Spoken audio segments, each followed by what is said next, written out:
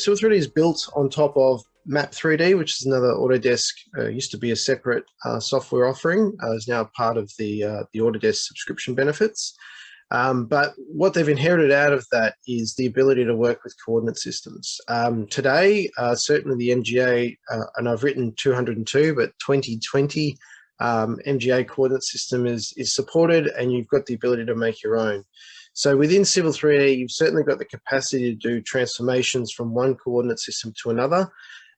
Historically, it's sort of been limited more to CAD-based entities, but I'm going to show you an opportunity to download a utility you have access to that will allow you to have a drawing in one coordinate system, let's say MGA 56, and move that into another one, MGA 2020, zone 56. So I want to sort of show you how that works, but certainly at the core, Civil 3D is all about working within coordinate systems. At the next level, alongside that functionality is the ability to handle geographic information systems or GIS data. So basically what you have the capacity to do is to read and write Esri shapefiles, read and write map-info mid-MIF files, and basically what GIS data lets you do is to append, attach, and work with non-geometric information. So if you think about a parcel of land, somebody owns that parcel of land, it has a value, it's in a certain zone, it's got an asset ID, all of that information that's not core to, let's say, a parcel object is held within a geospatial framework. And Civil 3D certainly supports that. I've got listed there 4 levels of working with GIS data, and time permitting, I will tap onto some of them, but I definitely want to talk about the last 2. So the first 2 are about working with CAD data or working with directly with a GIS file, let's say a shape file or a Esri database. The first one is about working with CAD objects. So you can just import shape files and map info files and basically inherit all that non-geometric data, the GIS data. And that's really great. It's fast, it's rapid, you get AutoCAD entities. The negative about it is that it's a bit more limited on labeling and display. So there is another method which is about creating what's called a feature data object connection, where you actually link, let's say, to a shapefile. You get a visual experience of that in the drawing that can be customized and given themes of colors and enhanced labeling. And every edit you do, you're directly reading and writing to that shapefile. So you can basically have a whole bunch of CAD entities, convert them into expanded data with the GIS base, and you can actually create GIS data directly. The last 2 are actually about Civil 3D interacting at a GIS level. So if you do have access to ArcGIS, there's now direct ArcGIS connections between Civil 3D and the ArcGIS framework, which allows you to pass across COGO points, feature lines, parcels, alignments into GIS and out of GIS, as well as pipe network data. So this actually really expands your GIS capabilities within the Civil 3D framework. And lastly, I just want to show you a utility where you can basically use shapefiles to embed extra data on COGO points and feature lines. So this sort of blends you to the opportunity, if you can create a shapefile from your survey pickup, that you could bring in a point and actually attach a whole raft of extra information about that point. Maybe it's a pit, has 4 iron steps in it, it's got a GADIC lid, all that sort of stuff could be added in. So that's sort of it at the geospatial framework. Just, I'll continue on the PowerPoint part because I know that I'm going to get crunched for time, but just in terms of Dynamo, if you're interested in looking at automating some aspects of Civil 3D, you want to basically read some Civil 3D data or AutoCAD data and manipulate it outside of what AutoCAD or Civil 3D does natively, Dynamo will provide you a visual programming framework to do that. Dynamo sort of sits between the current tools natively in CAD and Civil 3D and higher level programming like Python, .NET, C#, C++. We're not all coders, but we can think about a visual form of coding, and that's where Dynamo fits in. What Dynamo does is allows you to grab input data from AutoCAD and Civil 3D, bring it into Dynamo, make changes, create information, and then output that back either to AutoCAD, Civil 3D, or to Excel. You can also go to other outputs, and Dynamo was actually built initially and connected in with Revit, and now it's expanded to Civil 3D. In terms of some of the things you can work with, you could manipulate, create, edit all those raft of AutoCAD entities and this raft of Civil 3D entities. So COGO points, surfaces, alignments, profiles, corridors could all be touched, edited, adjusted, and enhanced using Dynamo. This is a quick view of the Dynamo interface. I will open it up just so you can see anyway, but you basically have a panel, a library of nodes or actions that you might want to take, logic, and you basically assemble them. So each of these little gray boxes you can hardly see is a node, and that's an action activity. And what you do is you then link one activity to another with these things called wires. So basically you feed data in, do something, let's say calculate a distance, and then you'd feed that distance out to something else that might take that distance to place a block or some text. But it's quite visual, and you can click and move things around and see how connections work. When you go to the library on the left, there are things that will create, there are things that will action or change, and then there are queries as well. And then this is just a summary of sort of how people will use it. You can see here, you can get the date, you could feed that into an output that you could then feed into somewhere else that creates, you know, some written text out of that. So, and then this is a sort of example where Dynamo could get to some of the things you can do. So there's a number of activities happening in here. So this one is about letting the user put in station locations or changes where you might want to put in parameters. And Dynamo can have inputs, you can see them here, where the user can type in some controls and then have the software actually create some design elements for them. This video will also cover a number of other opportunities of doing different things. So here's one with, I think it's COGO points here. Basically, this is taking some blocks in the drawing and creating COGO points for those blocks, but inheriting more than just the COGO point position out of that. Dynamo will let you grab more information. There's a legend table you don't need to worry about because Stringer Topo does legend tables, but Dynamo could be used to gear that up. Dynamo can be used to adjust pipe networks, so you can see that happening here, where it's rewriting out the size of pipes. And there's also other tools, you know, parcels, lots of things you can do with the system. So that's it for the pleasure of the view. Just in terms of coordinate systems, we do work in a coordinate system environment. So what you can do is assign a coordinate system either from the settings area here. So edit drawing settings will let you set up a coordinate system. So I'm just going to cheat, MGA-56. The other way that you might want to know your coordinate system is by turning on the map status bar, although it's not really telling me the story here. There's a command called map status bar, and you can show and hide that status bar, but that will let you see the coordinate system and change it directly here as well. What you do with the coordinate system is when you bring data in, you can actually adjust the coordinate system. So I'm going to bring data in using the old school method, map import. This is the base method of bringing CAD entity data from any of these geospatial formats. So I'm just going to bring in some parcels here. You can see the current coordinate system. When you bring in a geospatial data file, you can actually either set the coordinate system of that file or change it. If this was different, I would actually do a transformation. I'll show you that in a moment.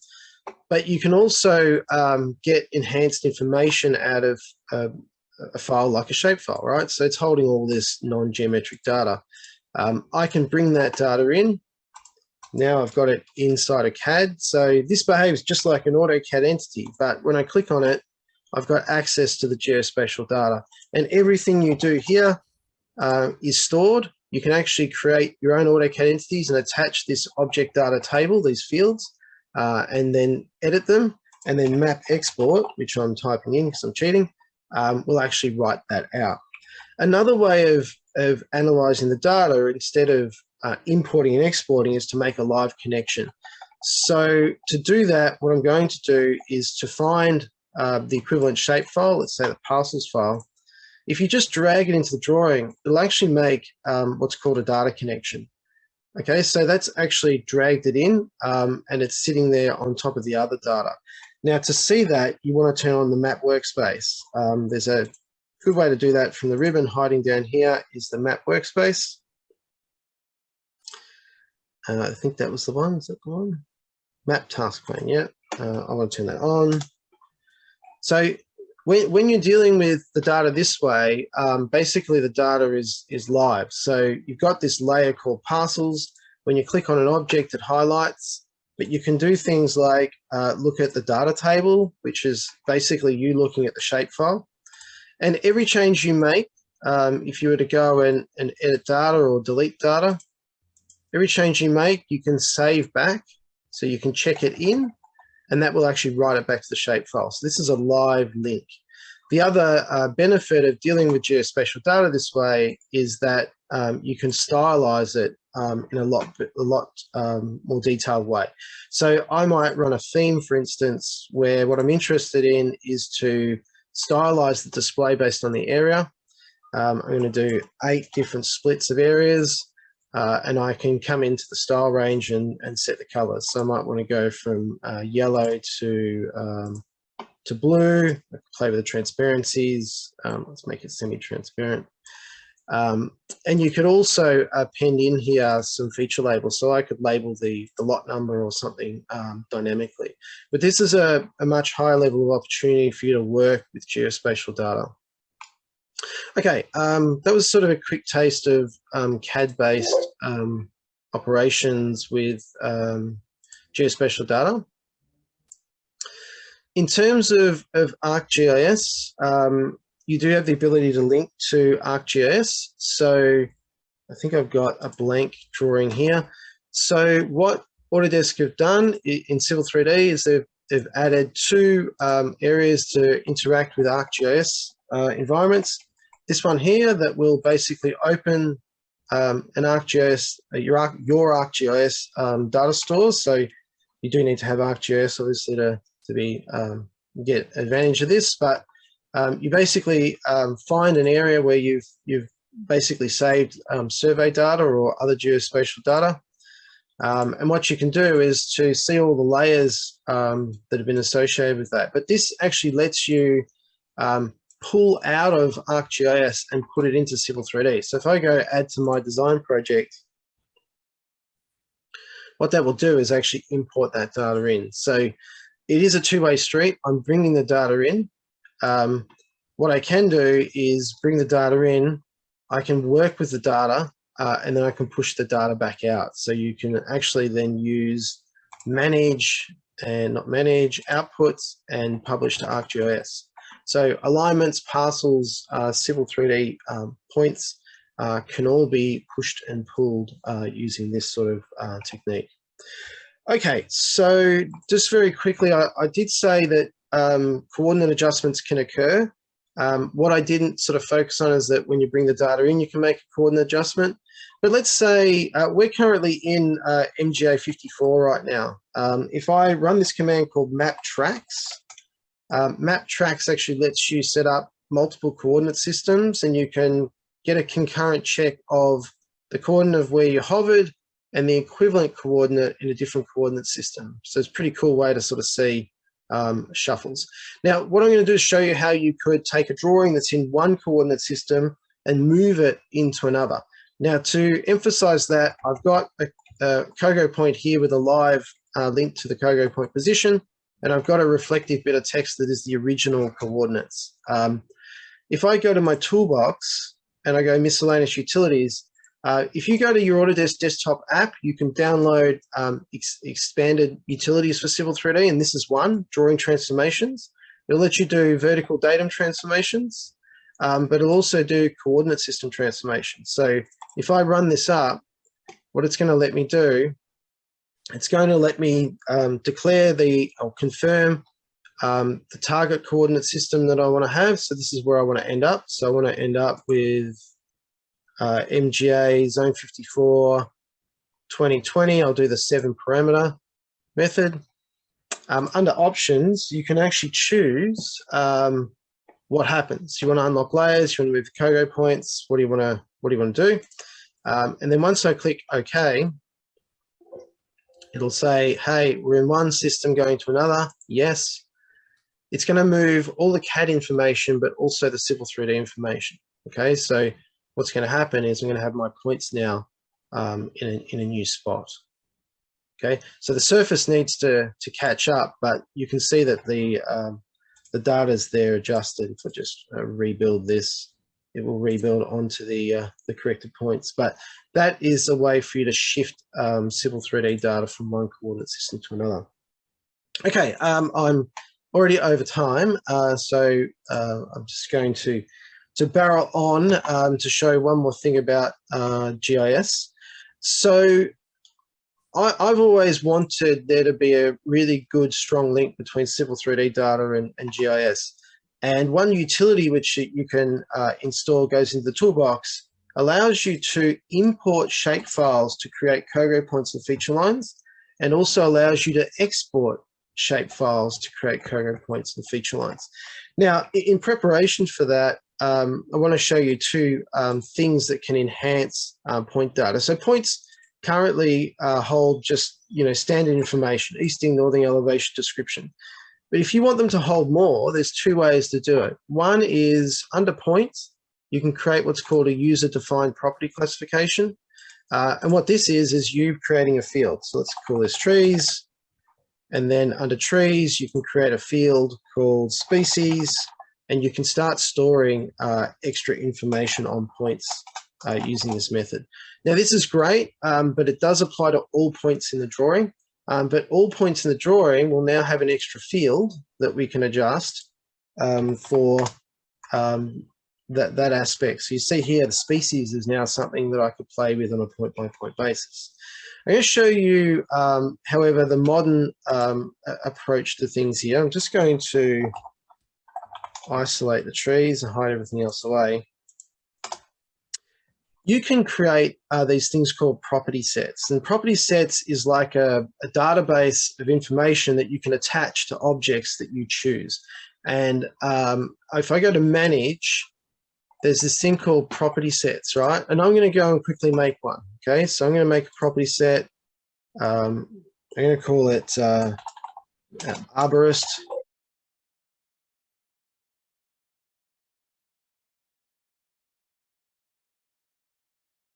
And in here, what you do is you basically say, I want to be able to attach this data to particular objects in the drawing. So you can actually be quite specific about which objects can take this data. Once you pick the objects that can handle the data, you can then define fields essentially using attribute information from the drawing or manually, right? So I'm going to go ADV species, right, just to separate it from the other one. Since I'm doing species and species, you can't put spaces in, so let's just let's go there, and then I'm going to do one here called health. And you can obviously set a default. So let's say good, and let's say eucalyptus. Okay, so what happens with this is you actually choose which objects get that data attached, right? So when you are selecting objects like you do in CAD, under extended data, there's this cool little button here, will allow you to attach property sets to those particular objects. So now these particular objects support this extra information, Okay, now, why am I telling you all this?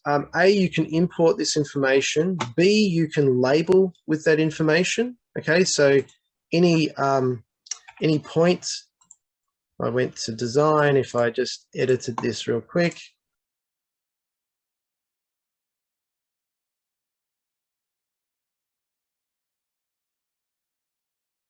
I'm going to go edit the style, and I'm just going to go in to grab the elevation, and if I put space here, I can add property sets, right? So I can throw in species as well into the label style, right? So now I can actually label based on that information.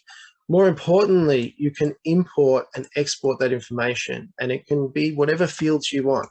So when you run this import of a shape file, you can basically create COGO points and attach the extra data. If I go in reverse and export, then what I can do is when I export these COGO points, I'll just grab these ones here, I can attach and append whatever information about the COGO point that I want. I can attach and append the user-defined property information, and I can attach and append the arborist details. Okay, and this is a great step forward into attribution and GIS controls on civil 3D entities. So this is for COGO points and feature lines. Okay, so treat your feature lines as your polylines or 3D geometry. There's heaps of other cool things in the shape import export tool. I just want to quickly show you what Dynamo does. And I'm just going to pick an example here of a task that I want to do and quickly show you how Dynamo works. So I've got in this drawing an alignment, and I've got in this drawing a block. And what I really want is to use a CSV file, basically a spreadsheet, which I'm grabbing here, that has positions along the alignment, changes along the alignment, and bridge names. And I basically want to drop a block at those locations with those names, okay? And could you natively do that in Civil 3D? No, you'd have to grab the block, align it, position it, and then create some text. But with Dynamo, we could create a script that does that. So I'm just going to show you how Dynamo works on the basis of this scenario. So I'm opening up a Dynamo script. Dynamo is going to run either manually or automatically. If it's auto, boom, it'll do it as soon as you boot up the Dynamo here, because it'll play as it goes. So basically what Dynamo is telling me here is, firstly, let's go and grab information from the current document. And from that, and these are nodes, right?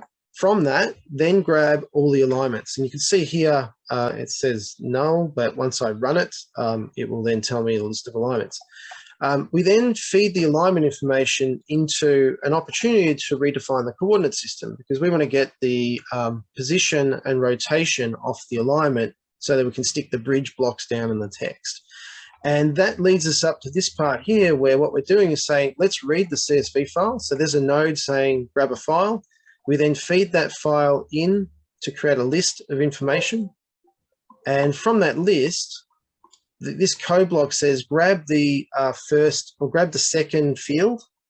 And this one says, grab the first field, right? So all you're doing here is declaring some variables or grabbing information out of that list, and you're feeding the station, the chainage, which is the first field, that field 0, you're feeding that in here. So now the coordinate system is defined with alignment and then station names or change names. The actual code name, the text information, is being sent. So if I click on this, you see the wire feeds me down to a node that creates text. And what we're doing is feeding the input from the CSV file into the text contents. The rest of this is really about finding that coordinate system and using it to set up the origin for the insertion point of the text, and then also the y-axis so you can set up the rotation of the text, okay? And then we're feeding in, here's some information about the text height, but you could make these variables. So that's how Dynamo looks. If you wanted to add more, if I wanted to create my own input, I could add an input. So let's say there's offset here. I might say I want to input a number, right? I'll make that number 5. And I'm going to set this as an input the user can change, and I feed that into offset. So now I've just enhanced this Dynamo script, right? So I'll just save it. If you run the Dynamo player, this is where you can just play the Dynamo scripts, right? And you'll see here, I don't know which one's which, I guess I'll find out. I'm going to go to edit this one. And if it's got one input, then it's the right one. No, it's the wrong one. It must be this one. I want to edit this one. I didn't want to edit, sorry. I've burned another minute of your lives. Let's say, well, this is the right one. So when I go to the inputs here, you'll actually see I can offset that bridge. So I'm going to make it 0. I'm going to hit play. So what the software is doing is taking that block, dropping it down based on those changes in the file. It's reading the text, dropping that down.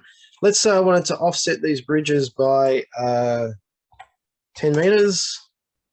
Now that I've got a physical input I can type in, you can then automate that process. So this is a very quick example of Dynamo and some of the things it can do. And I know I've done it on a sort of civil front, but it does awesome stuff with COGO points as well.